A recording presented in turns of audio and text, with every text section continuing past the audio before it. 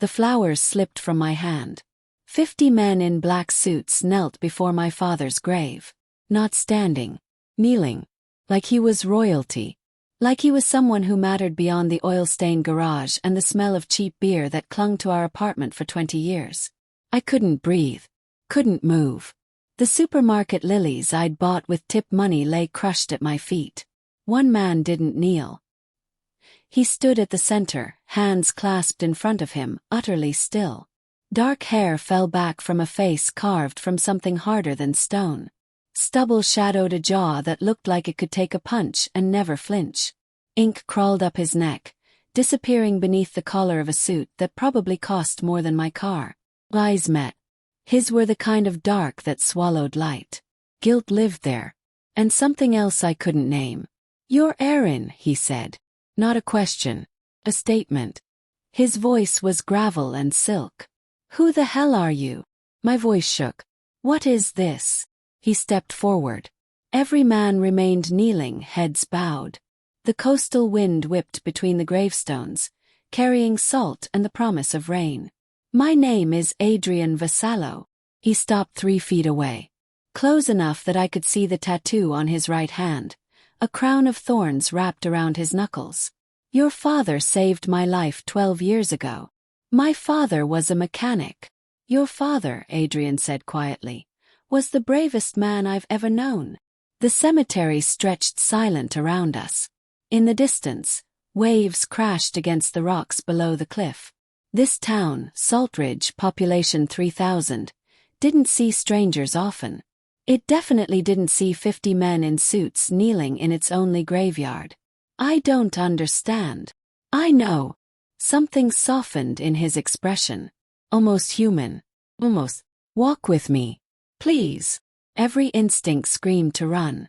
But I'd come here every year for 6 years, on this exact date, and laid flowers on a grave that never had visitors. My father died alone. Buried alone. Mourned by no one but me and a mother who'd left us when I was 4. Now this. 5 minutes, I heard myself say. "Then you leave." Adrian gestured. As one, all 50 men rose. They filed toward a line of black cars parked along the cemetery road, moving with military precision. Within seconds we were alone among the dead. He walked beside me down a path between weathered headstones. Didn't touch me. Kept a respectful distance. But I felt the weight of him, the coiled danger beneath the expensive suit. 12 years ago I was 24, he began. Stupid. Reckless. I just inherited my family's business, and I thought I was invincible. Your father worked at the garage where I brought my cars. We talk sometimes. He never asked questions. Never judged. What kind of business? He glanced at me. The kind that makes enemies. My stomach dropped. You're telling me my father was involved in something illegal? No. The word came swift and sharp. Your father was exactly who you thought he was. A good man trying to make an honest living in a world that doesn't reward honesty. We reached the cemetery's edge, where the ground dropped away to reveal the Pacific, gray and churning under October clouds. There was an attempt on my life, Adrian continued. Outside the garage. 3 men, 3 guns. Your father was closing up. He could have walked away. Should have. Instead, he stepped between me and a bullet meant for my chest. The wind cut through my thin jacket. I wrapped my arms around myself. He took the shot in his shoulder. Saved my life. By the time my men arrived, he'd already called an ambulance for himself and told me to disappear. Adrian's jaw tightened. I wanted to pay his medical bills. Set him up for life. He refused. Said he didn't want money from my world. Said all he wanted was for me to remember that every life is worth saving, even mine. Tears burned my eyes. That sounded like Dad. Stubborn. Principled. Broke until the day he died. I sent men here every year on the anniversary of his death, Adrian said. To pay respects. To remember. But this year. He turned to face me fully. This year, I learned something that brought me here myself. What? That his daughter is about to lose her home. that the bank is foreclosing in 2 weeks, that you're working double shifts at a diner to pay for medicine you can't afford. His eyes held mine. That the daughter of the man who saved my life is drowning, and I've done nothing. My breath caught. How do you know that? I make it my business to know things. That's not comforting. It's not meant to be. He reached into his jacket, flinched. He froze, then slowly withdrew an envelope. It's meant to be the truth. I don't want your money. It's not a gift. It's a debt. One I should have paid 6 years ago when your father died and left you with nothing. The envelope hung between us, thick with what had to be cash. My father wouldn't want this, I whispered. Your father is dead, Aaron. Not cruel, just fact. And you're alive. Barely. Let me help. Why now? Why come yourself? For the first time, something cracked in his composure. He looked away toward the ocean. Because I'm tired, he said quietly. Tired of sending others to do what I should do myself. Tired of hiding behind soldiers and distance. Your father looked me in the eye 12 years ago and told me my life was worth saving. I'm starting to wonder if he was right. Hey there, my wonderful friend. I know this is intense. I'd love to hear what you're thinking right now. Drop a comment and tell me where you're watching from. Does this feel real to you? Because I promise it's about to get so much deeper. The rain started then. Soft at first, then harder. Adrian didn't move. Didn't rush me. Just stood there getting soaked, holding out an envelope that represented everything I needed and everything I'd been taught not to take. One condition, I said. His eyebrow raised. You tell me the truth. About who you are. What you do. All of it. I stepped closer. Close enough to see the rain caught in his dark lashes. No more mysteries. No more men in suits showing up at graves. If you want to pay some debt to my father, you do it with honesty. That's what he'd want. Adrian studied me for a long moment. Then slowly he smiled. It transformed his face, made him look younger, almost vulnerable. You're just like him, he said. Brave and foolish. Is that a yes? He held out his hand. Not the envelope. His actual hand, scarred knuckles and thorn tattoos and all. That's a yes. Took it. His grip was warm, strong, and the moment our skin touched, I felt it. Current. Shift. Like stepping off a cliff and realizing too late there's no ground below. Adrian Vassallo, I would learn, was the head of the Vassallo crime family. He controlled half the East Coast. He'd killed men. Ordered deaths. Built an empire on violence and loyalty and blood. But right then, in that rain-soaked cemetery, with my father's grave behind us and the ocean roaring below, all I saw was a man trying to keep a promise. I didn't know then that taking his hand would pull me into a world of shadows and danger. That within weeks, I'd become the target of people who wanted Adrian dead and would use me to make it happen. That I'd fall in love with a man haunted by ghosts I couldn't see and loyalties I couldn't understand. I didn't know any of that. All I knew was that for the first time since my father died, someone was offering me a lifeline. And I was desperate enough to take it. The envelope stayed in my jacket pocket for 3 days, unopened. Heavy as a stone. Heavy as a promise I didn't know if I could keep. I stood behind the counter at Sal's diner, pouring coffee for the morning regulars, pretending my world hadn't tilted sideways. Mrs. Davids wanted her eggs over easy. Tommy Walsh complained about the toast. Normal. Nothing like the man with thorn tattoos who'd handed me enough cash to solve every problem I had. Probably. I hadn't looked. You okay, honey? Sal emerged from the kitchen, wiping his hands on his apron. He'd owned this place for 30 years, employed me for 4. Good man. Bad teeth.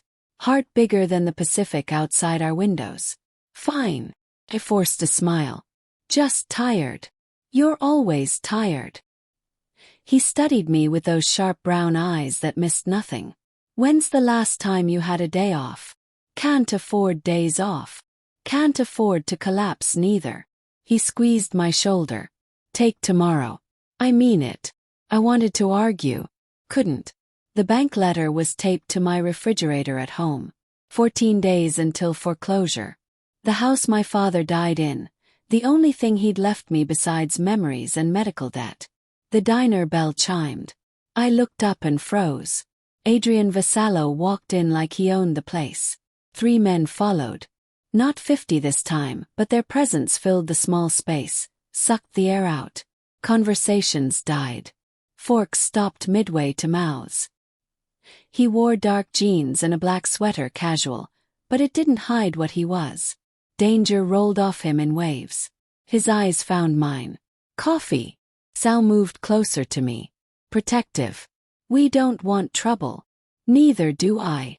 Adrian slid onto a stool at the counter, directly in front of me. His men took a booth by the window. Just coffee. And conversation. Aaron. Sal looked at me. Every instinct said to throw him out. Call the cops. Pretend the cemetery never happened. But his eyes held something that looked almost like pleading, and I remembered his words in the rain. I'm tired of sending others to do what I should do myself. It's okay, I heard myself say. I've got this. Sal hesitated, then retreated to the kitchen, though I felt his gaze through the service window. I poured coffee into a chipped mug. My hands shook slightly. Adrian noticed. Of course he did. You didn't open it, he said quietly. How do you know? Because you're still here. Still working. Still pretending you don't need help. He wrapped his hands around the mug. Those tattooed, scarred hands that had probably done terrible things. Stubborn. Like your father. You didn't know him that well. I knew him well enough. Adrian took a sip, grimaced. This coffee is awful. Then go somewhere else. Can't. You're here. My heart did something stupid. Kip. Fluttered. All the things it shouldn't do around a man like him. Why are you really here? Kept my voice low. Because if this is about the money, I'm thinking about it, okay? I just need time. It's not about the money. He set down the mug. It's about the fact that someone broke into your house last night. The floor dropped out from under me. What? Nothing was taken. But your back door lock was picked. Amateur job but effective. Someone wanted to know who you are. What you have. His expression darkened. Or who's been visiting you. As flooded my veins. How do you know this? Because I have people watching your house. You what? My voice rose. Other diners looked over. Adrian remained calm. After the cemetery, I stationed 2 men nearby. Protection. They saw the break-in, scared off the intruder before entry was fully achieved, and reset your lock. You never knew. You're having me followed. Anger burned through the fear. You're spying on me. I'm keeping you safe. I didn't ask for that. You didn't have to. He leaned forward. The moment I approached you, the moment we were seen together, you became a liability. There are people who'd love to hurt me through you. People who've been waiting for me to care about something beyond business. I'm not your responsibility. Yes, he said softly. You are. Your father made you my responsibility 12 years ago when he took that bullet. I wanted to throw the coffee in his face. Wanted to scream. But the diner was full of people who'd known me since childhood, and I'd already given them enough to gossip about. I need air. I untied my apron.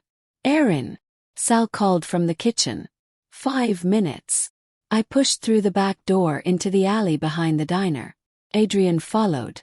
Of course he did. The alley smelled like grease and ocean salt. Dumpsters lined one wall. Seagulls screamed overhead. I pressed my palms against the brick, trying to breathe. I'm sorry. His voice came from behind me. Close but not touching. I should have asked permission. Should have told you. But in my world, hesitation gets people killed. I'm not in your world. You are now. I turned to face him. Because of you. Because you came to that cemetery. Because you couldn't just leave me alone. Would you prefer I had? No anger in the question. Genuine curiosity. Would I? The envelope in my pocket could save my home. His protection, however invasive, might have stopped something worse last night. But the price was my freedom, my anonymity, my safe small life. I don't know, I whispered. Something shifted in his expression. Often. He reached out slowly, telegraphing the movement, and brushed a strand of hair from my face. His fingers were warm despite the October chill. I can't undo what's started, he said. But I can promise you this. No more lies. No more secrets. You want to know what's happening, I tell you. You want me gone, I disappear. No choice. Always. And the men watching my house. Stay until the threat is identified and neutralized. Then gone. His hand dropped. Or they stay if you want them. Your choice. The back door opened. One of Adrian's men stepped out. Tall, dark-skinned, with kind eyes that didn't match the gun I could see under his jacket. Boss, we got a problem. Adrian's entire demeanor changed. Went cold. Dangerous. Talk. Maroney's crew was spotted 2 blocks from here. 4 cars. They're circling. My stomach dropped. Who's Maroney? Rival family. Adrian's jaw tightened. They've been pushing into my territory for months. If they know I'm here with you. He turned to me. We need to move. Now. I'm working. I can't just leave. Aaron. He gripped my shoulders. Not hard. Urgent.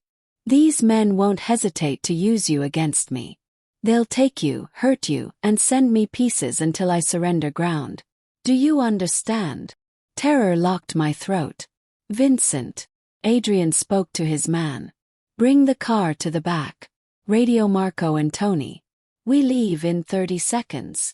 Vincent disappeared. This is insane. My voice shook. This is my life. My job. I can't just run because some mobsters might drive by. They're not driving by. They're hunting. He pulled out his phone, pressed it into my hand. On the screen was a photo. Me. Walking to work this morning. Taken from a car window. The timestamp read 6:47 a.m. 2 hours ago.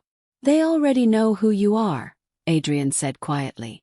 And now I need to keep you alive. The back door burst open.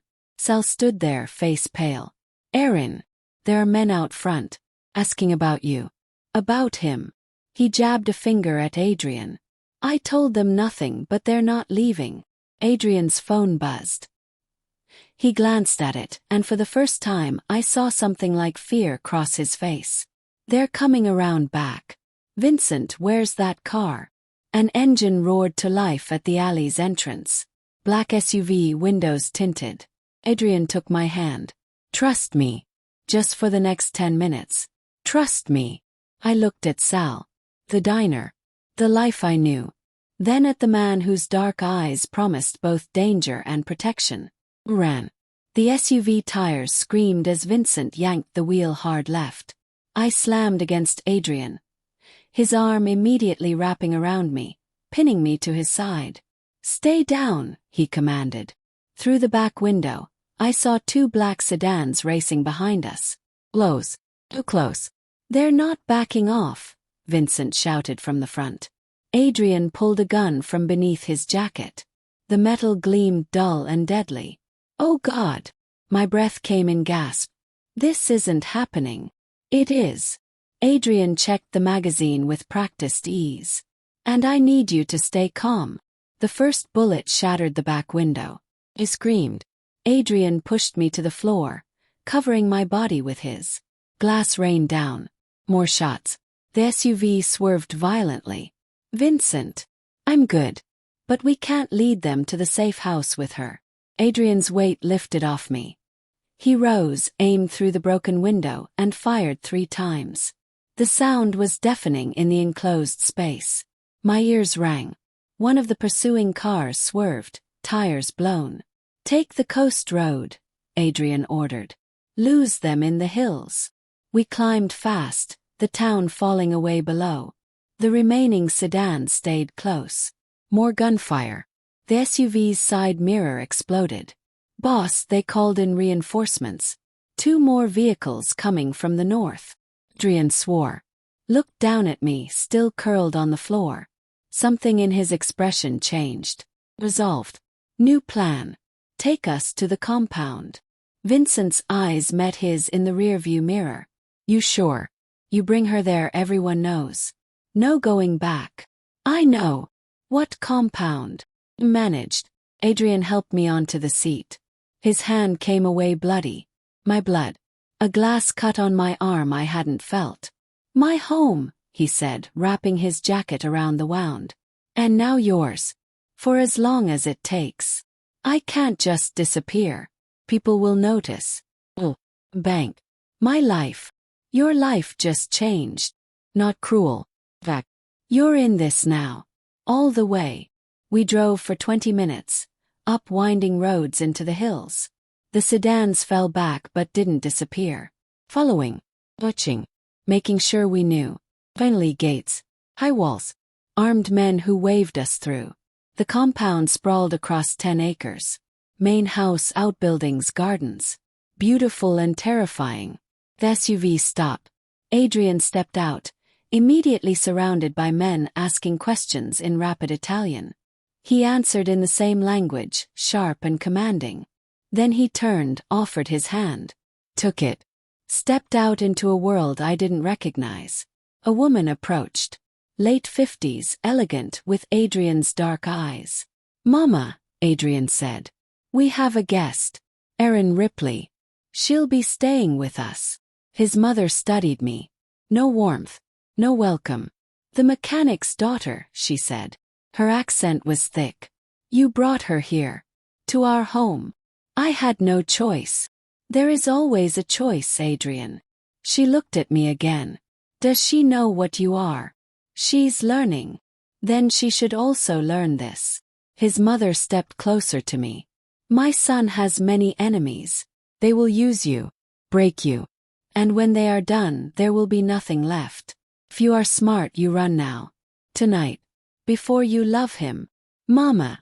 Adrian's voice held warning. Before he loves you back, she continued, ignoring him. And becomes the weakness that destroys everything we built. She walked away. Adrian ran a hand through his hair. I'm sorry.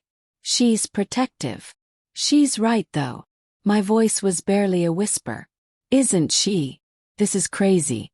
I should go. Where? He gestured around. Back to town where Maroney's men are waiting. Back to your house that's no longer safe. Back to a life that no longer exists. You did this. Anger flared. You came to that cemetery and you ruined everything. I know. I didn't ask for any of this. I know. I hate you. He stepped closer. Close enough that I could see the gold flecks in his dark eyes. Close enough to feel the heat of him. I know, he whispered. But I'm all you have right now. So hate me tomorrow. Tonight let me keep you alive. Man ran up. Young, breathless. Boss. Maroney just hit one of our shipments. Took everything. Left a message. What message? The kid handed him a phone. Adrian looked at the screen. His face went white. He showed me. A photo of Sal's diner. Burning. No. My knees gave out. Adrian caught me. Sal. Oh God, Sal. Vincent. Call the fire department. Get eyes on the scene. I want a body count in 5 minutes. On it. I couldn't breathe. Couldn't think. The diner. My job. My friends. This is a message, Adrian said quietly. To me. Through you. People could be dead because of me. Because of me. He tilted my face up. This is what I am, Erin. This is my world. Violence. Consequences. Blood. Your father saved me from it once. Now it's following me to you.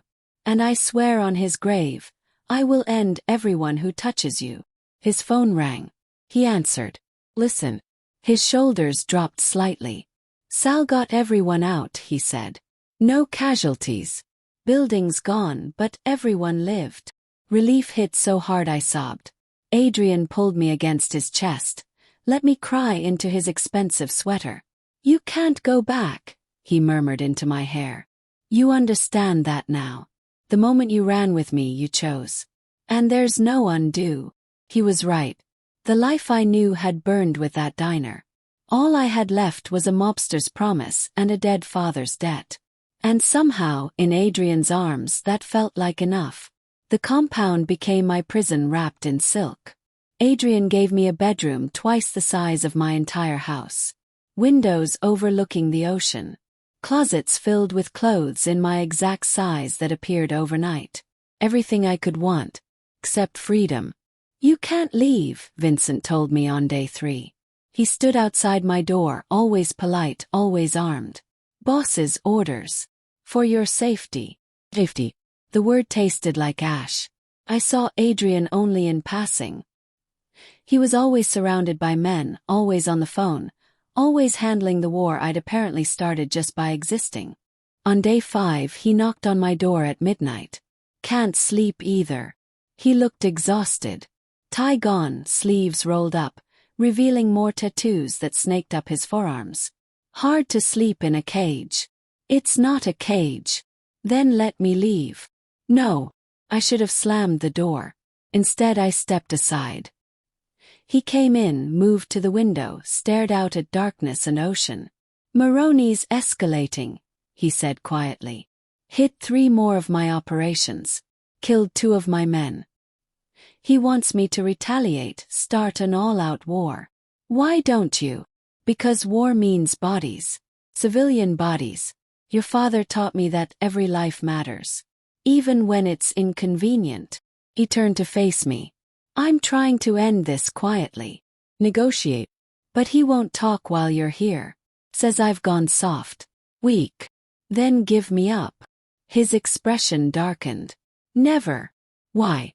You barely know me. I'm not worth all this." He crossed the room in 3 strides. Stood so close I had to tilt my head back to meet his eyes. "You're worth everything," he said roughly. "And that terrifies me." My heart hammered. "Adrian." "I know. It's insane. It's too fast. But I look at you and I see the only good thing I've touched in 12 years. The only thing that doesn't rot under my hands. You don't know me. I know you're brave. You came to your father's grave with supermarket flowers and loved him anyway. You work yourself to exhaustion for people who don't appreciate you. You're drowning and you still refuse help because pride matters more than survival." His hand came up, cupped my cheek. "I know enough." I should have stepped back. Should have remembered what his mother said. Instead I kissed him. His surprise lasted half a second. Then he kissed me back like a drowning man finding air. Desperate. Consuming. His hands tangled in my hair, pulled me closer, and I forgot about cages and wars and everything except the taste of him. When we broke apart, both breathing hard, reality crashed back. "This is a terrible idea," I whispered. "The worst," he agreed. "Your mother will hate me more. She'll adjust. People are dying because of us. People die in my world regardless." He pressed his forehead to mine. "But you make me want to be the man your father thought I could be. The one worth saving." Someone pounded on the door. "Boss!" Vincent's voice urgent. "We got movement on the south perimeter. Multiple vehicles." Adrian's entire body shifted. Went cold. Tactical. He released me, pulled his gun. "How many?" "At least 10. Maybe more. They're not hiding it." "Moroni." "No." Vincent's voice held confusion. "Different family. The Rossi crew from Boston." Adrian's face went pale. "Lock down the compound. Wake everyone. Full defense positions." "Already done." He looked at me. "Stay here. Lock the door. Don't open it for anyone but me. Understand?" "What's happening?" "Something worse than I thought." He moved to the door, paused. "If something happens to me, Vincent will get you out. Trust him." "Adrian, wait." But he was gone. I locked the door with shaking hands. Heard shouting. Running footsteps. Then gunfire. I dropped to the floor, crawling to the window. Below, the compound had erupted. Muzzle flashes in the dark. Men taking cover. The gates exploding inward. This wasn't a warning. This was an assault. More gunfire. Closer now. In the house. Someone tried my door handle.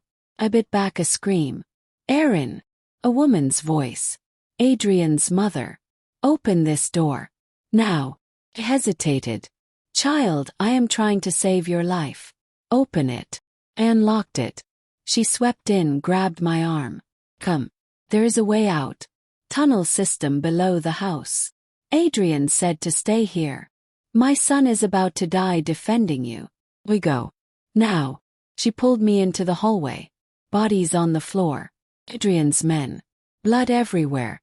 We ran down a back staircase into the basement. She opened a hidden panel in the wall. Through here. Leads to the beach. A boat is waiting. I can't leave him. You already have. Her expression was ice. The moment you kissed him, you signed his death warrant. Maroney I could handle. But you made my son weak in front of everyone. Now the other families smell blood. Guilt crushed my chest. I didn't mean to. Intentions don't matter.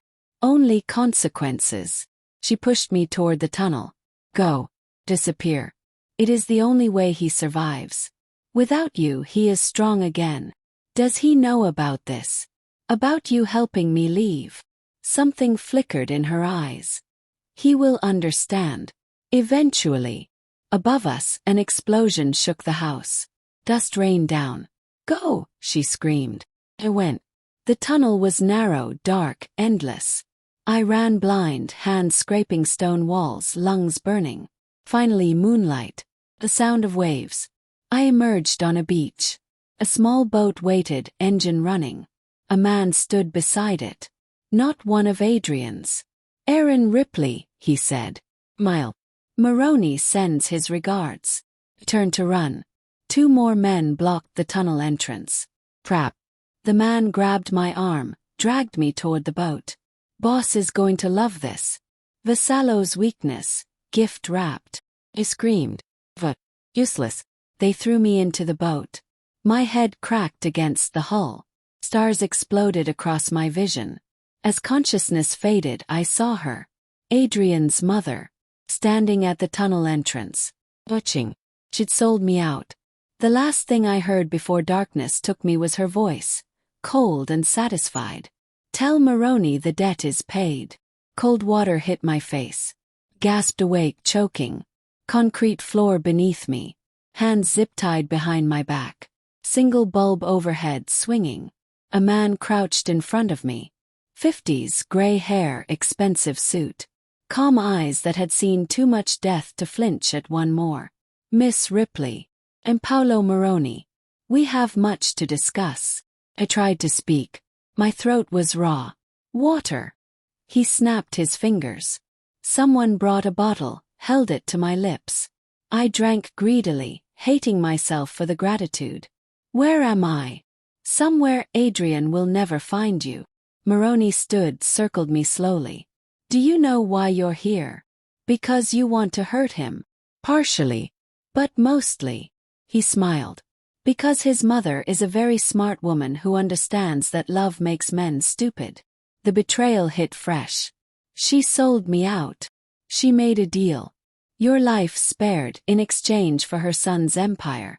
You disappear quietly. I get 3 of Adrian's territories. And the Vassallo family survives. Everyone wins. Except me. You were always going to be collateral, child. The moment Adrian looked at you like you mattered. Maroney pulled up a chair, sat. Let me tell you what's happening right now. Adrian thinks you were taken in the attack. He's tearing apart the city looking for you. Making mistakes. Exposing himself. In the past 6 hours, I've taken 4 more of his operations. Turned 3 of his captains. The other families smell weakness. They're circling. My stomach dropped. You're destroying him. He's destroying himself. For you. Maroney leaned forward. Here's what happens next. I send him proof you're alive. A video of you, begging him to surrender. He'll do it. Trade everything for your life. And when he's stripped of power, allies, territory, I put a bullet in his head anyway. I won't do it. I won't make that video. You will. Because if you don't, I kill everyone you've ever cared about. Sal survived the fire, yes. can fix that. The regulars at the diner. Your mother wherever she is. Everyone. Tears burned my eyes. Please. Or. His tone shifted. You make the video. Adrian surrenders. And I let you both live. Broken, powerless, but alive. You disappear together. Leave this life. Become the nobody you were always meant to be. You'd let him live. Without power, Adrian Vassallo is no threat to me. Just another man. Maroney stood. Think about it. Die together as martyrs or live together in obscurity. You have 1 hour. He left.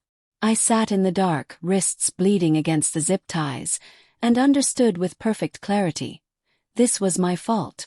My pride. My stubbornness. I'd trusted Adrian's mother because I wanted to believe I could fix this. I'd kissed Adrian because I was lonely and he made me feel seen. Every choice driven by my needs, my fears, my stupid belief that I mattered in a world built on violence. And now he would lose everything because of me. The door opened. A different man. He held a phone, camera pointed at me. Time's up. Talk. I opened my mouth. Closed it. If I spoke, Adrian would surrender. Everything his family built, gone. His power, his position, his protection. We'd live, but he'd be nothing. And men like Maroney didn't let threats live, no matter what they promised. If I stayed silent, people died. Maybe Adrian died anyway, raging against an enemy who'd outplayed him. There was no good choice. Adrian. My voice cracked. I'm sorry. For all of it. Don't come for me. Please.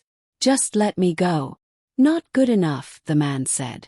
Beg him to surrender. No. He hit me.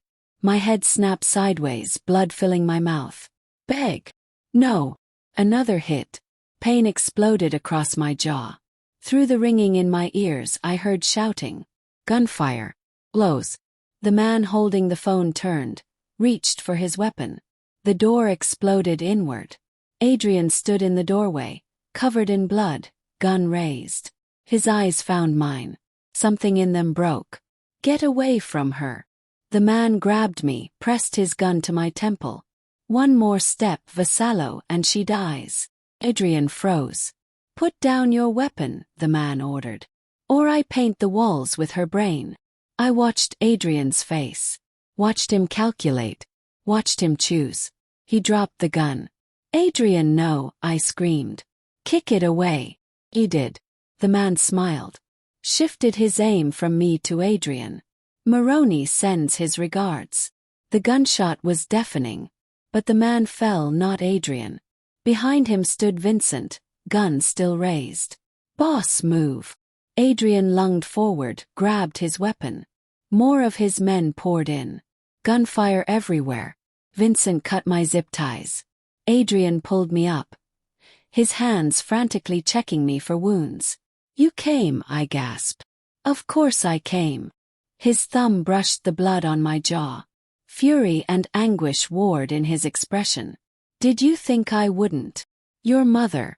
She told me if I left you'd be safe. I believed her. Something died in his eyes. She sold you to him. My own mother. We need to move, Vincent shouted. Maroney's got reinforcements coming. This place will be swarming in minutes. Adrian lifted me. Carried me out through corridors filled with bodies. His men had carved a path of destruction getting to me. We emerged into a warehouse district. 3 SUVs waited. How many did we lose? Adrian asked as he placed me in the vehicle. Vincent's silence was answer enough. How many? Adrian's voice was steel. 12. Including Marco and Tony. Adrian's jaw clenched. Marco and Tony. The men who'd been at the cemetery. Who'd served his family for years. 'Cause of me. And the compound. Maroney took it. While we were here. It was a diversion, boss. He knew you'd come for her. Left the compound vulnerable. Adrian closed his eyes. When he opened them they were empty. What about the other families? He asked quietly. 3 have declared for Maroney. 2 are neutral. We're isolated. Everything. He'd lost everything. For me. Adrian. My voice was barely a whisper. I'm so sorry. He looked at me. Really looked at me. And I saw it. The realization. That loving me had cost him his empire. Don't, he said. Don't apologize for being the only good thing in my life. But I heard the truth beneath the words. I was also the thing that destroyed him. The safe house was a fisherman's shack 20 miles up the coast. No heat. No running water. Just 4 walls and the sound of waves breaking against rocks. Vincent brought supplies. Food. Medical kit. Clean clothes. He wouldn't meet my eyes. The men, Adrian said. Get them somewhere safe. Regroup in 48 hours. Boss, there's nothing left to regroup. Half the crew's gone to Moroni. The rest are scattered. Without the compound, without territory, we're nothing. Then we're nothing. Adrian's voice was flat. 48 hours, Vincent. Vincent left. Silence filled the shack. Adrian sat on the floor, back against the wall, staring at nothing. Blood dried on his hands. Not his. I wanted to speak. Couldn't find words big enough for this destruction. Hours passed. The sun set. Darkness came. Finally he spoke. My father built that empire over 30 years. Brick by brick. Alliance by alliance. He died protecting it, and I swore I'd make it stronger. His voice was hollow. 12 hours. That's how long it took me to lose it all. 12 hours and one choice. You chose to save me. I chose wrong. The words hit like a slap. Adrian. 12 men are dead, Aaron. Good men. Men with families. The compound that housed 50 people gone. 3 generations of loyalty and power shattered. And for what? He finally looked at me. His eyes were empty. For a woman I've known less than 2 weeks. A woman who's brought me nothing but ruin. I'd thought I'd cried all my tears in that warehouse. I was wrong. You're right, I whispered. I should have stayed away. Should have refused your help at the cemetery. Should have died in that warehouse instead of letting you sacrifice everything. Stop. It's true. Your mother was right. I made you weak. My mother sold you to our enemy. Anger finally cracked through his emptiness. She chose power over her own son. Over an innocent woman. Don't defend her. I'm not defending anyone. I'm just stating facts. Before me you were strong. Untouchable. Now you're hiding in a shack with nothing. He stood abruptly, paced the small space. You want to know the worst part? Do it again. Right now, knowing everything, I'd still choose you. And that makes me the weakest man alive. Then let me go. I'll turn myself over to Moroni. Tell him you're done. That we're done. Maybe he'll give you back something. He'll kill you. So, I'm nobody. You said it yourself. I'm just the mechanic's daughter who should have stayed in her small life. Adrian crossed the room in 2 strides, gripped my shoulders. Don't you dare reduce yourself to nothing. Why not? That's what I am. That's what I've always been. And you risked everything for nothing. He kissed me. Hard. Desperate. Tasting like blood and salt and grief. When he pulled back, his forehead rested against mine. You're not nothing, he breathed. You're the reason I remember I'm human. That I'm not just violence and territory and power. You're what my father saw when he took that bullet. The possibility that men like me can be saved. But at what cost? I don't know. He released me, sank back down to the floor. I don't know anymore. I sat beside him. Our shoulders touched in the dark. We could run, I said quietly. Disappear. Become the nobody people Moroni offered. Leave all of this behind. You'd do that. Give up your home, your town, everything you know. I already lost all that. The diner's gone. My house is forfeit. There's nothing left for me there either. I turned to look at him. At least if we run, we're alive. Alive and looking over our shoulders forever. Men like Moroni don't forget. Don't forgive. We'd spend our lives waiting for the bullet. Better than dying today. He considered this. The temptation hung heavy between us. Walk away. Start over. Pretend we were normal people who could have normal lives. My father used to say something, Adrian said finally. When I was young and stupid and thought power was everything. He'd say, a man who stands for nothing will fall for anything. What does that mean? It means running is easy. Surrendering is easy. But living with the consequences of cowardice is impossible. He looked at me. 12 men died saving you. They believed I was worth following. Worth dying for. If I run now, their deaths mean nothing. Or you honor them by surviving. No. I honor them by finishing what they started. By taking back what was stolen. By making Moroni pay for every drop of blood spilled. There it was. The spark. The choice to fight not from strength but from brokenness. You want revenge, I said. I want justice. There's a difference. Is there? In your world? I don't know. But I'm going to find out. He stood, offered his hand. And I'm doing it without you. My heart stopped. What? Vincent will take you north. Canada. New identity. Money to start over. You'll be safe. You're leaving me. I'm setting you free. From me. From this world. From the destruction that follows me everywhere. His expression was agony and determination. It's the only good choice I have left. I don't want to go. I don't care what you want. I care about keeping you alive. You don't get to make that choice for me. Yes, I do. Because I love you. The words hung in the air, raw and true. And love means protecting you, even from myself. The door opened. Vincent stood there, backpack in hand. Car's ready, he said quietly. No. I stood. No, I'm not going. Aaron, please. Adrian's voice broke. Let me save one thing. Let me save you. And what about saving yourself? I'm past saving. That's a lie. My father didn't take that bullet so you could throw your life away on revenge. He saved you because he believed you were worth it. Prove him right. Something flickered in Adrian's eyes.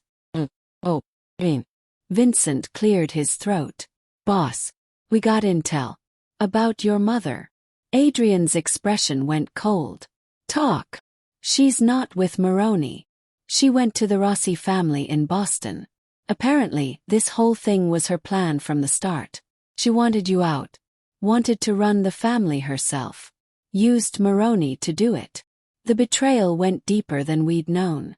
She played everyone, Vincent continued. But here's the thing. The old families, the ones who knew your father, they're not happy. They respected him. And they don't respect a woman who sells out her own son. There's talk. Assent. If you came back, if you challenged her properly, you might have allies. Adrian absorbed this. I watched him calculate, strategize. Watched the leader emerge from the broken man. How many allies? Hard to say. 3 families for sure. Maybe more. But it's risky. You'd be walking into a viper's nest. And if I don't, then your mother consolidates power, legitimizes the coup, and you're a dead man walking anyway. Adrian looked at me. Really looked at me. If I do this, if I go back and fight, people will die. Maybe me. Maybe you. Probably both. Then we die fighting, I said. Together. Like my father would have wanted. For the first time in hours, Adrian smiled. But real. Your father was a terrible influence. The best kind. He took my hand. Quiz. Okay, he said to Vincent. Call everyone still loyal. Tell them we're coming home.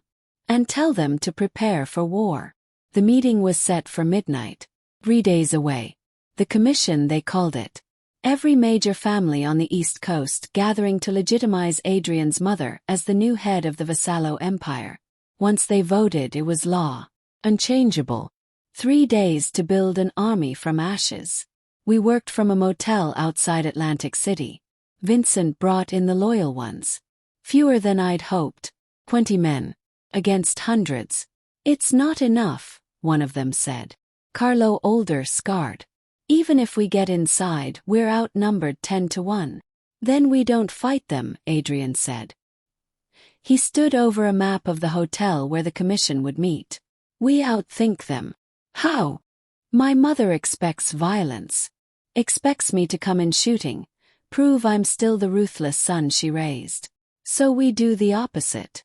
He looked up. We make her the villain. In front of everyone. I sat in the corner watching him work. This was different. Before, Adrian led through fear and power. Now he led through strategy born from loss. He'd learned. The families respect the old ways, Adrian continued. Honor, loyalty, blood bonds. My mother violated all of that when she sold me out. We just need to prove it. How? Vincent asked. Aaron. Everyone looked at me. Me. You testify. In front of the commission. Tell them everything. How she led you to Moroni. How she orchestrated the coup. Your word as an outsider carries weight. You have no reason to lie. They'll never let me in that room. They will if you're my guest. My intended. He said it carefully. The woman I plan to marry. The room went silent. Marriage into the family gives her protection, Vincent said slowly. Gives her the right to speak at commission. It also paints a bigger target on her back, Carlo added. I know. Adrian's eyes held mine. I'm asking. Not ordering. You can still walk away, Aaron. Take the car outside. Drive north. I'll understand. 3 days ago I would have run. 3 days ago I believed I was nothing. But I'd watched Adrian rebuild himself from nothing. Watched him choose honor over revenge. Watched him become the man my father died believing he could be. I'll do it, I said. I'll testify. Relief and fear crossed Adrian's face in equal measure. Then we have a plan, he said. Carlo, I need you to reach out to the Santoro family. They owed my father a debt. Call it in. Vincent, contact the families my mother burned. Plant seeds of doubt. And someone get me everything we have on Moroni's deal with her. Every detail. Every promise. The men dispersed. Adrian came to me, knelt in front of my chair. This is it, he said quietly. No turning back after this. You become part of my world officially. Forever. I've been part of it since the cemetery. No. You've been adjacent. This makes you family. Target. Legacy. Everything. I touched his face. The stubble, the exhaustion, the determination. Ask me properly, I whispered. Something softened in his expression. He took my hand. Aaron Ripley. I have nothing to offer you but danger and a life that will probably end badly. I can't promise you safety or normalcy or any of the things you deserve. But I can promise you truth, loyalty, and every piece of whatever's left of my heart. He kissed my knuckles. Will you marry me? Yes. He slipped a ring onto my finger. Simple band. Gold. Warm. It was my grandmother's, he said. Only good thing my mother ever gave me. Now it's yours. Vincent returned, phone in hand. His expression was grim. We have a problem. The Santoro family won't help. They say the commission already decided. Your mother wins by default unless you can prove conspiracy. We will. With Aaron's testimony. There's more. Vincent hesitated. Moroni's going to be there. As your mother's guest. Her new ally. Adrian's jaw clenched. Of course he is. If he sees Aaron, he'll know what we're planning. He could grab her before we ever get to testify. Then we keep her hidden until the moment. Bring her in last second. Risky. Everything about this is risky. 2 days passed in preparation. Adrian coached me on commission protocol. How to address the families. What to say. What to leave out. They'll try to rattle you, he warned. Question your motives. Suggest you're lying for me. You have to stay calm. Factual. Let the truth speak. What if it's not enough? Then we fight our way out and disappear forever. He said it like a joke. Neither of us laughed. The night before the commission, Vincent pulled Adrian aside.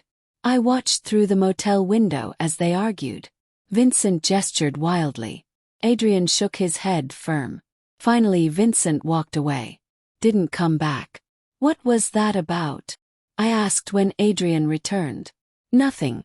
Cold feet. But his expression was troubled. Morning came. We dressed in silence. Adrian in a black suit. Me in a simple dress. Dark blue, respectful. The ring felt heavy on my finger. Carlo arrived with the car. Vincent's not answering his phone. Adrian's face went cold. Since when? Last night. After you two talked. He wouldn't run. Not Vincent. But doubt crept in. I saw it in Adrian's eyes. We drove to the hotel. Grand old building in Philadelphia. Neutral ground. Security at every entrance. Adrian's mother had brought an army. Stay close, Adrian murmured. Don't leave my side until it's time. We entered through the service entrance. Carlo led us through kitchens and back hallways. My heart hammered. Finally the commission room. Mahogany and old money. 20 families represented. Adrian's mother sat at the head of the table. You saw us. Surprise flickered across her face, then rage. Adrian. Her voice was ice. You were not invited. I'm invoking family right. You're taking my father's seat. I have the right to challenge. The other families murmured. An old man at the far end, gray beard, sharp eyes, nodded. He's correct, Isabella. Ancient law. Let him speak. Adrian's mother's lips thinned. Very well. Speak. I accuse you of conspiracy. Of selling out your own blood to a rival family.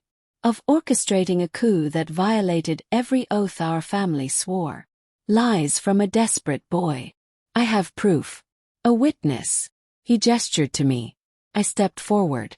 This is Erin Ripley, Adrian said. Daughter of the man who saved my life. The woman my mother sold to Moroni to start this war. All eyes turned to me.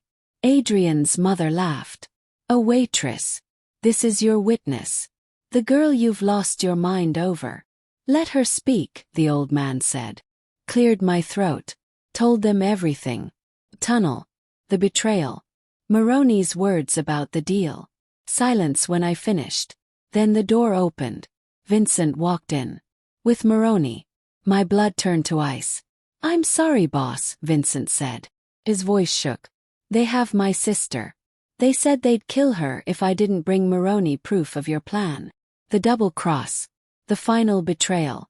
Adrian's expression shattered. Vincent. No. Touching, Moroni said. He pulled a gun. But pointless. Kill them both. His men raised weapons. Adrian moved faster. Grabbed me, shoved me behind him.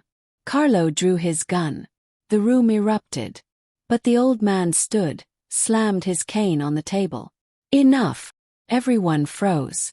You dare bring violence to commission. He glared at Moroni. This is sacred ground. With respect, Don Santoro, this is business. This is betrayal. Santoro looked at Adrian's mother. You brought an outsider to commission. Allowed him to draw weapons in this room. You've violated laws older than any of us. Adrian's mother paled. I had no knowledge. Liar. I found my voice. You orchestrated all of it. Santoro studied me. Then Adrian. Then his mother. The girl speaks truth. I see it. He looked around the room. I vote no confidence in Isabella Vassallo. And I recognize Adrian Vassallo as rightful heir. One by one, other families nodded. Adrian's mother stood. This isn't over. Yes, Adrian said quietly. It is. Leave. Before I forget you're my mother. Left. Moroni followed, but not before shooting Adrian a look of pure hatred. Vincent remained, head bowed. Your sister, Adrian said. Where is she? Miami. Carlo. And men. Get her somewhere safe. Adrian looked at Vincent. You betrayed me. But I understand why. We're out. But you live. That's my mercy. Vincent nodded, eyes wet. I'm sorry. I know. He left. The commission voted. Unanimous. Adrian was restored. But as we walked out of that hotel, I knew the truth. We'd won the battle. The war was just beginning. The restoration lasted 6 hours. By dawn, Moroni retaliated. He hit 3 of our newly reclaimed operations, burned 2 warehouses, killed 5 men. The message was clear. Commission vote or not, this wasn't over. Adrian stood in his temporary office, a rented building in South Philly, staring at reports. He hadn't slept. Neither had I. He's going scorched earth, Carlo said. Burning everything he can't have. It's suicide. The commission will sanction him. He doesn't care about sanctions anymore. Adrian's voice was hollow. I humiliated him. Men like Moroni don't survive humiliation. So what do? We end it. Tonight. Carlo nodded, left to gather the men. I moved to Adrian's side. How do we end it? Moroni's hiding in a safe house in Jersey. Former factory. Fortified. He thinks he's untouchable there. Adrian pulled out a blueprint. 20 guards. Limited exits. He's daring me to come for him. It's a trap. Of course it's a trap. He looked at me. Which is why you're staying here. Adrian. No arguments. Not this time. I won't risk you again. You need me. I need you alive. The door burst open. A young kid, breathless. Boss. You need to see this. He handed Adrian a tablet. Video feed. I moved closer to watch. Moroni sat in what looked like the factory. And next to him, bound to a chair, was Adrian's mother. What is this? Adrian breathed. Moroni spoke to the camera. Adrian Vassallo. You took everything from me. My reputation. My alliance. My future. So I'm taking something from you. Your mother betrayed you, yes. But she's still your blood.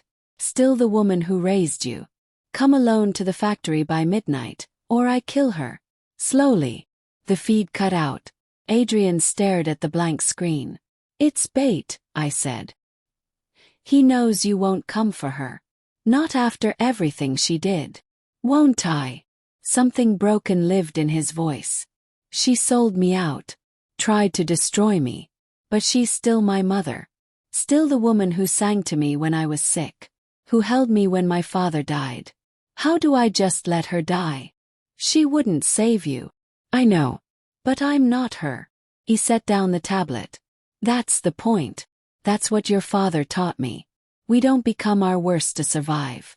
We become our best, even when it costs everything. So you're going. I have to. Then I'm coming with you. Erin. You don't get to martyr yourself alone. We're engaged, remember? We do this together. He looked at me. Really looked. Then pulled me into his arms, held tight. I don't deserve you, he whispered. Probably not. But you're stuck with me anyway. Carlo assembled 15 men. Best. Still outnumbered but skilled. We drove to Jersey in silence. The factory loomed against the night sky. Windows dark. Waiting. Last chance, Adrian said to me. You can still go. Stop asking. We approached. The front gate stood open. Easy. Inside, the factory floor stretched vast and empty. Moonlight through broken skylights. Our footsteps echoed. Then lights flooded on. Blinding.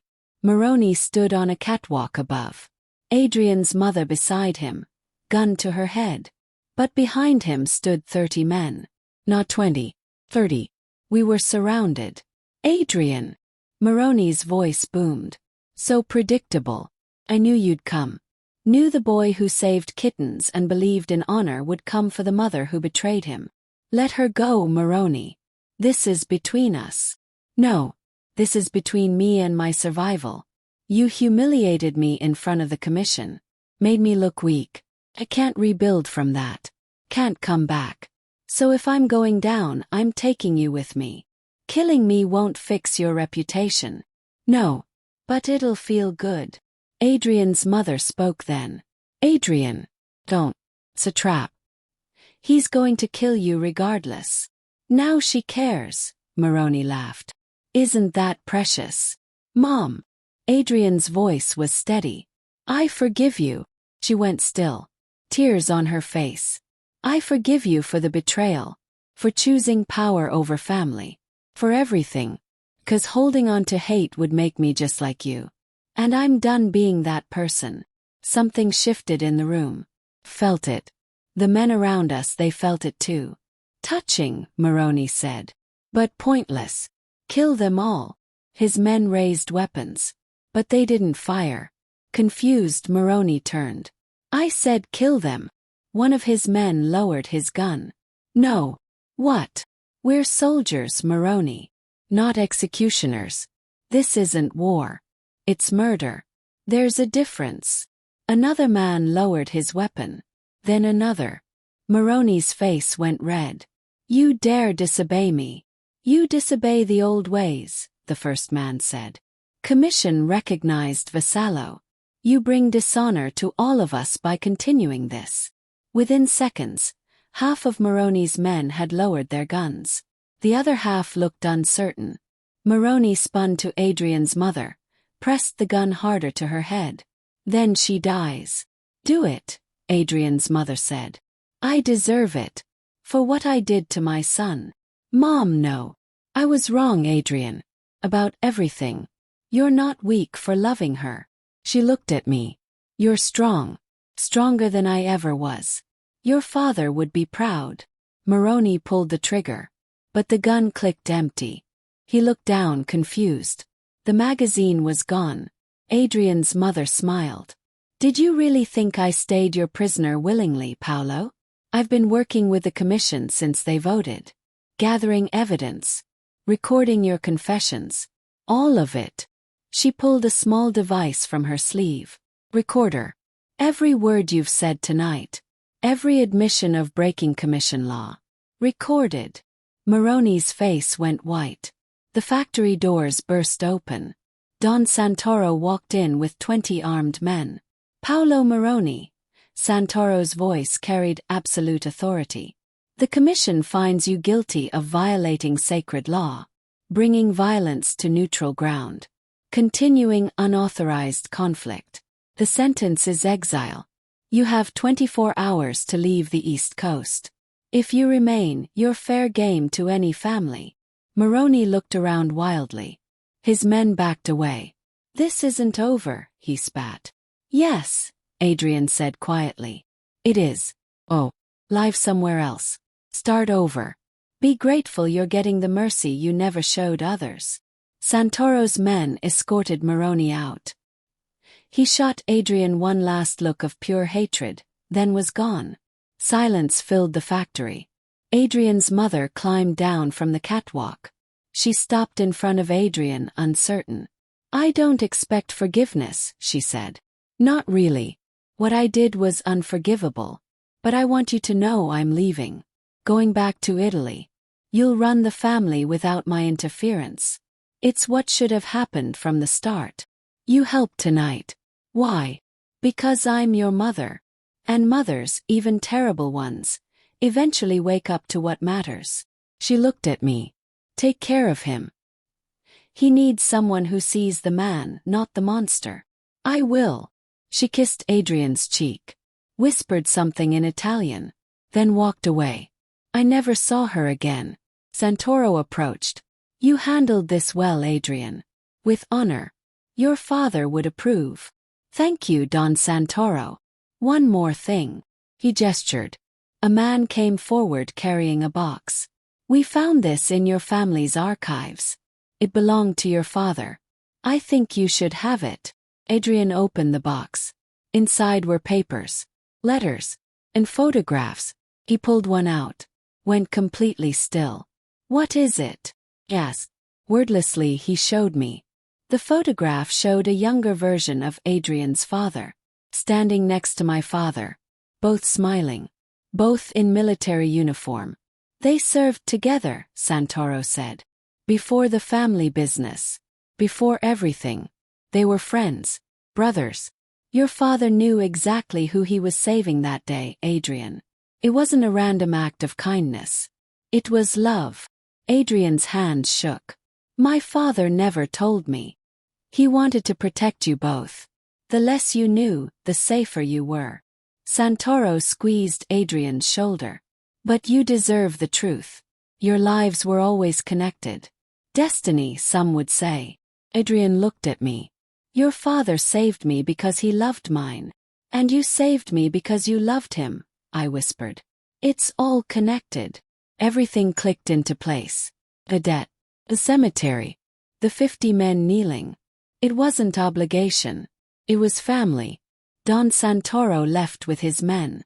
Carlo and our crew followed, giving us space. Adrian and I stood alone in the empty factory, holding a photograph that explained everything. We were always meant to find each other, he said. Looks like it. He pulled me close, kissed me soft and deep. When we broke apart, he was smiling. Really smiling.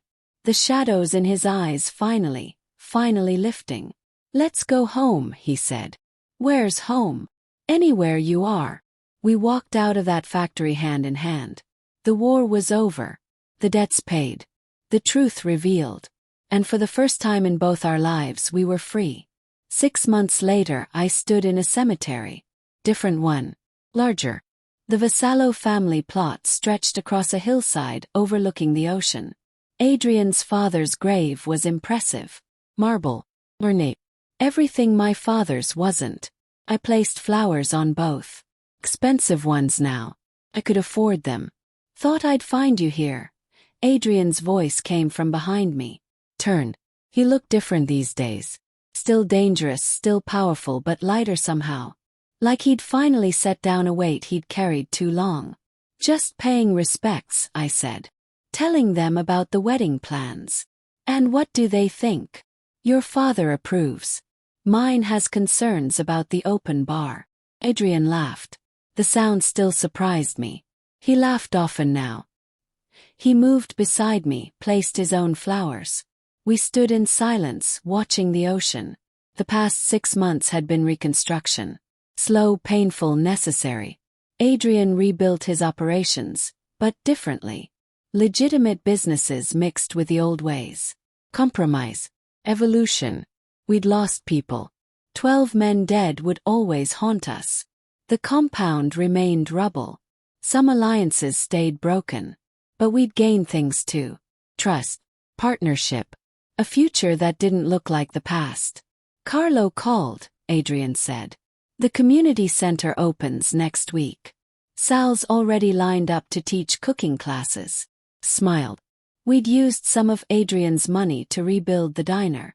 But Sal wanted something different. Something that gave back. The community center was his dream. Ours too. And the house.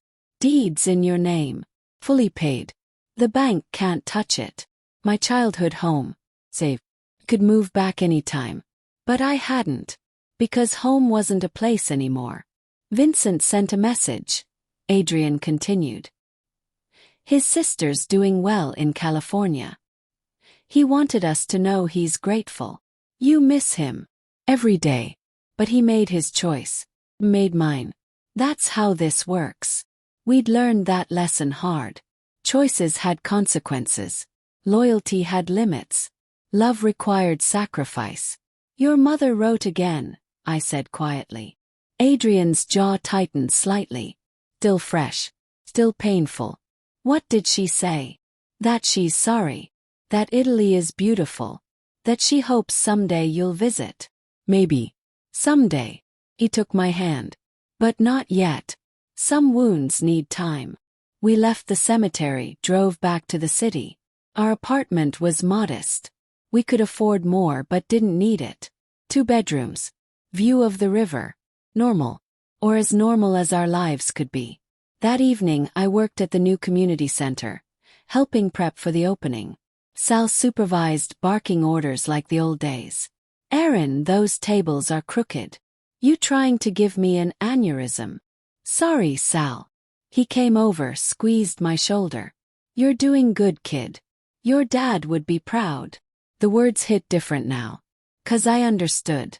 My father had lived in both worlds. Known both men. Loved them both. And in saving Adrian, he'd saved me too. Decades before I was born, he'd shaped my future. Destiny. Connection. Love across generations. Hey! Adrian appeared in the doorway. Got a minute? I followed him outside.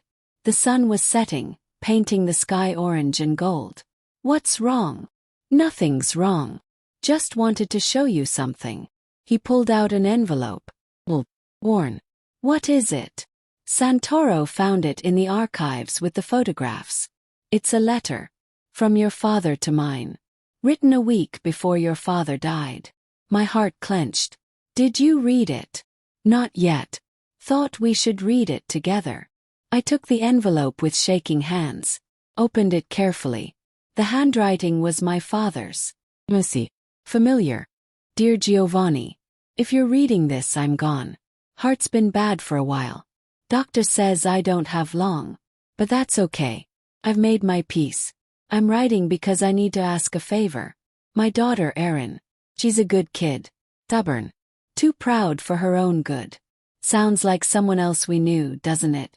She's going to struggle when I'm gone. The house, the bills, all of it. I've tried to set things up, but there's only so much a mechanic can do. I'm not asking you to fix her life. She wouldn't want that. She needs to find her own way. But if she ever needs help, real help, I hope your family remembers what we had. The brotherhood. The loyalty. The love. And Giovanni, if your boy is anything like you, he's probably lost right now. Trying to fill shoes too big for any man. Tell him something for me. Tell him that power isn't strength. That leading isn't conquering. That the bravest thing a man can do is choose kindness when the world demands cruelty. I saved his life once. Maybe someday he'll save hers. Not from bullets or danger. But from loneliness. From thinking she has to face the world alone. We were brothers, you and I. Different worlds, same hearts. I hope our kids find what we had. I hope they find each other. Thank you, old friend. For everything. Oh. Tears blurred my vision. Adrian's eyes were wet too. He knew, I whispered. Somehow he knew. They both did. Or fathers. They planned this. Not planned. Hoped. I folded the letter carefully. They hoped we'd be brave enough to find each other. Adrian pulled me close. I buried my face in his chest, let the tears come. We stood like that as the sun finished setting. As the world turned dark and then lit up with streetlights and stars. Finally I pulled back. We should go. Wedding planning dinner with the caterer, remember? How could I forget? You've reminded me 6 times today. It's important. I know. He kissed my forehead. Everything with you is important. We walked back inside together. Sal had the radio playing. Oldies station. The same songs my father used to hum while working on cars. Life moved forward. We moved with it. The wedding was planned for spring. Small ceremony. Close friends. Don Santoro would officiate. Carlo as best man. Sal giving me away since my father couldn't. Different than I'd imagined. But better. Real. That night, as we lay in bed, Adrian traced patterns on my arm. Gentle. Peaceful. Do you ever regret it? He asked quietly. That day at the cemetery. Taking my hand. All of it. Thought about it. Really thought. No, I said finally. It was hard. Painful. We lost things. But I found you. Found purpose. Found out I'm stronger than I thought. No. No regrets. Good. He kissed my shoulder. Because I'm never letting you go. Promises, promises. He laughed. We fell asleep tangled together. The next morning I found something slipped under our apartment door. Envelope. No return address. Inside was a newspaper clipping. Article about a new family moving into territory in Boston. Young leader. Ambitious. Making waves. And a handwritten note. Congratulations on the engagement. Some debts take longer to pay than others. See you soon. Maroni.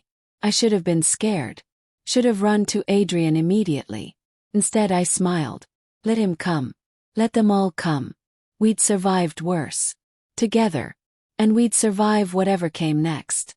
I placed the note in a drawer, closed it, turned back to the morning and the smell of coffee and Adrian's voice calling from the kitchen asking if I wanted pancakes. This was life now. Danger and domesticity. Love and legacy. The daughter of a mechanic and the son of a mobster, writing a story our fathers started decades ago. It wasn't perfect. It wasn't safe. But it was ours. And that was enough.